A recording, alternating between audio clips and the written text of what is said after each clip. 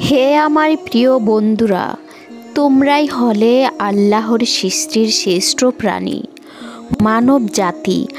আল্লাহ বলেছেন, তারাই সৃষ্টির শ্রেষ্ঠ মানুষ যারা মুমিন, আর যারা মুমিন নয় তারা পশুর থেকেও নিকৃষ্ট।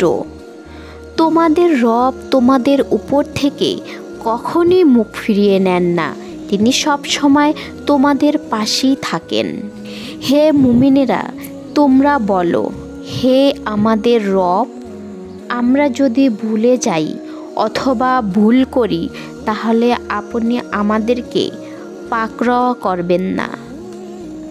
সূরা আল বাকারা 286 আয়াত।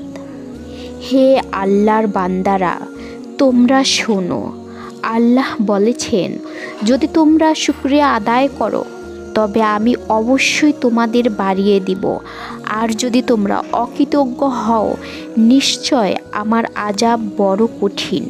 সূরা ইব্রাহিম আয়াত 14। আল্লাহ আরও বলেছেন, তোমরা আমাকে ডাকো, আমি তোমাদের ডাকে সাড়া দিব। সূরা মুমিন আয়াত 5।